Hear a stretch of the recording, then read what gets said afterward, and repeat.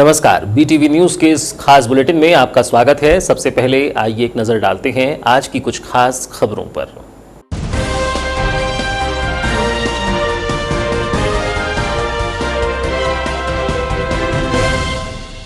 8 दिन चली नर्सों की हड़ताल हुई समाप्त। अस्पताल में काम पर लौटी हड़तालरत नर्सें। हाईकोर्ट के निर्देश के बाद पीछे लिए कदम। जिला अस्पताल की 100 से अधिक नर्सें काम पर।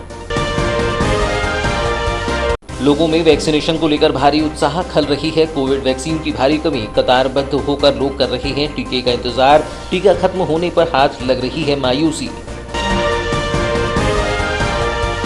एमएससी चतुर्थ सेमेस्टर का रिजल्ट जारी। राज्य मंत्री कांवरे के हस्तक्षेप के बाद महाविद्यालय के छात्रों को मिली राहत। पीजी महाविद्यालय के परीक्षार्थी छात्रों ने जताई खुशी।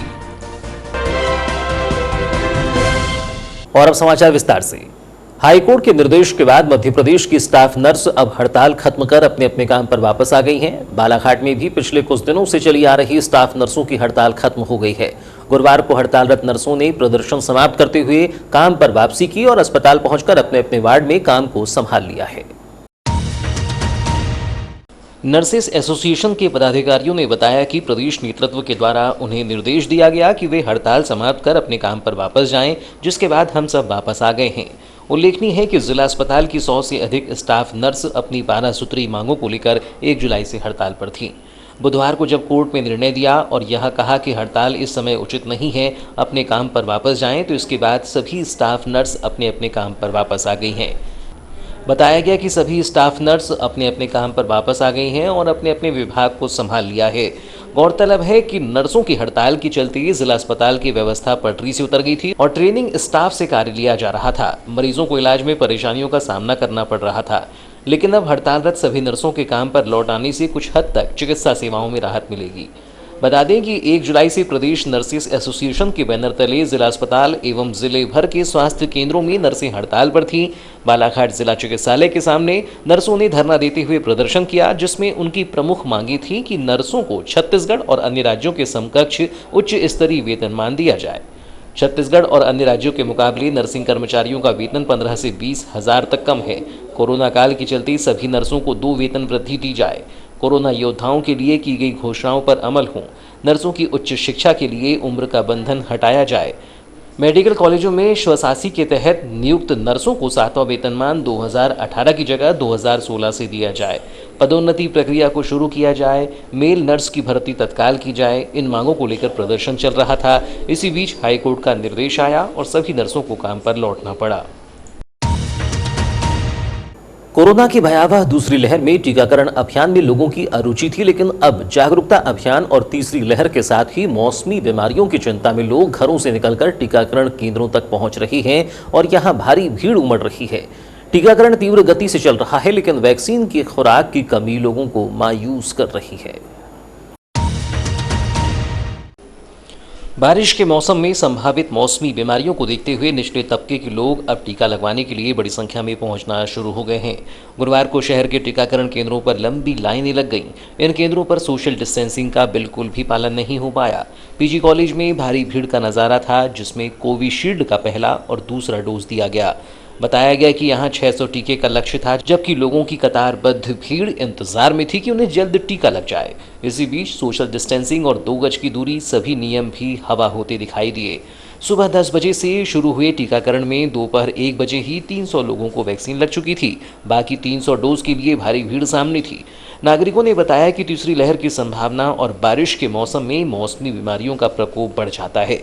पिछले वर्ष से सबक लेते हुए अब कोरोना से सुरक्षित रहना है। सर्दी, खांसी, बुखार की समस्या लोगों में बढ़ने लगी है। अस्पताल में भी इन मरीजों की संख्या बढ़ रही है। कोरोना के भी यही लक्षण होते हैं। ऐसे में कोरोना से बचने का एकमात्र उपाय वैक्सीन ही है। इसलिए बड़ी संख्या में नागरिक वैक्सीन लगवाने पहुंच रहे हैं।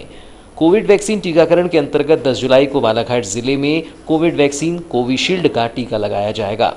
10 जुलाई को 18 से अधिक आयु के सभी लोग, जिनमें प्रथम व द्वितीय डोज वाले दोनों शामिल हैं, इस दिन लोगों को कोविशील्ड वैक्सीन का टीका लगाया जाएगा।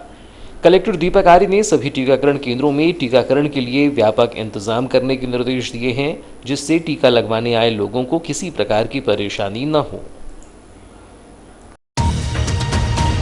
एमएससी चतुर्थ सेमेस्टर विषय भूगर्भ शास्त्र के विद्यार्थियों की 2 वर्ष से अटकी परीक्षा होने पर विद्यार्थियों को बड़ी राहत मिली है। ओपन बुक पद्धति से परीक्षा हुई और इसका परिणाम भी जारी किया गया है। इस मसले पर आयुष मंत्री रामकिशोर कावरे ने हस्तक्षेप किया था, जिस पर छात्रों ने खुशी जताई है।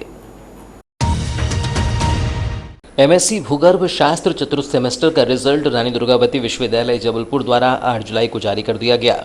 रिजल्ट जारी होने पर विद्यार्थियों ने मिठाई बांटकर खुशी मनाई एवं आयुष मंत्री कावरे का आभार व्यक्त किया। शासकीय जटाशंकर त्रिवेदी स्नातकोत्तर महाविद्यालय बालाघाट में अध्ययनरत एमएससी चतुर्थ सेमेस्टर विषय भूगर्भ शास्त्र के विद्यार्थियों की परीक्षा 2 वर्षों से अटकी हुई थी। विश्वविद्यालय द्वारा इस संबंध में मामला कॉलेज प्रशासन पर टाला जा रहा था और कॉलेज प्रशासन द्वारा इसे विश्वविद्यालय के कार्यक्षेत्र का होना बताया जा रहा था। भ्रम की स्थिति के चलते छात्र छात्राएं परेशान थी।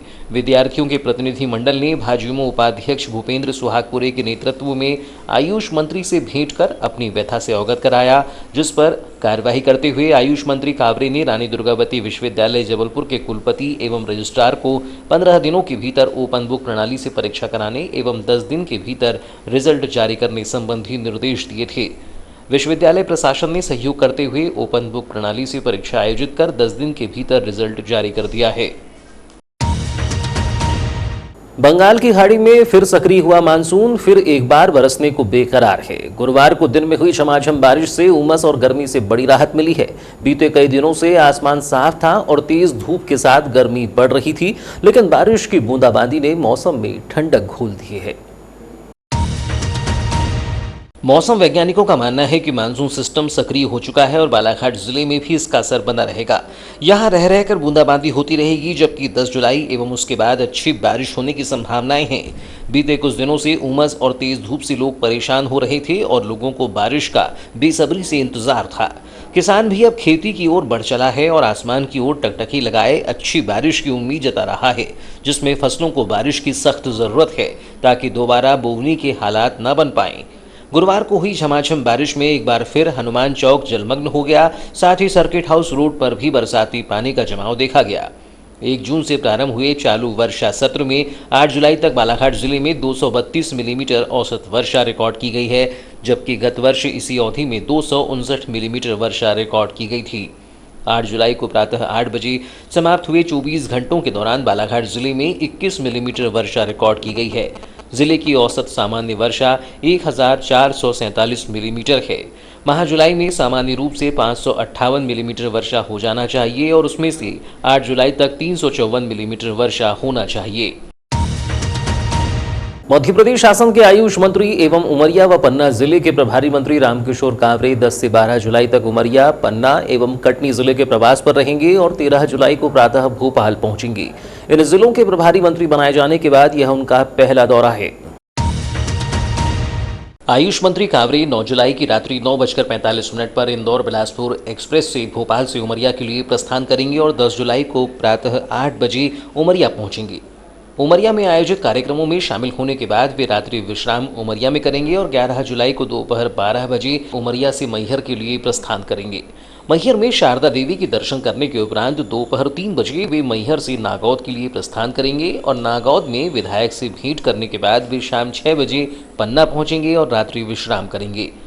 मंत्री कावरे 12 जुलाई को पन्ना में आयोजित कार्यक्रमों में शामिल होने के बाद शाम 6 बजे पन्ना से कटनी के लिए प्रस्थान करेंगे। और अब अंत में चलते चलते आइए एक नजर डालते हैं आज की कुछ खास खबरों पर।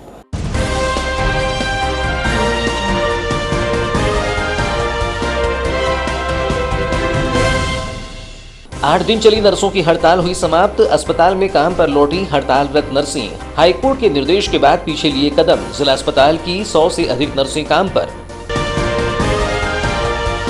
लोगों में वैक्सीनेशन को लेकर भारी उत्साह खल रही है। कोविड वैक्सीन की भारी कमी, कतारबद्ध होकर लोग कर रहे हैं टीके का इंतजार। टीका खत्म होने पर हाथ लग रही है मायूसी।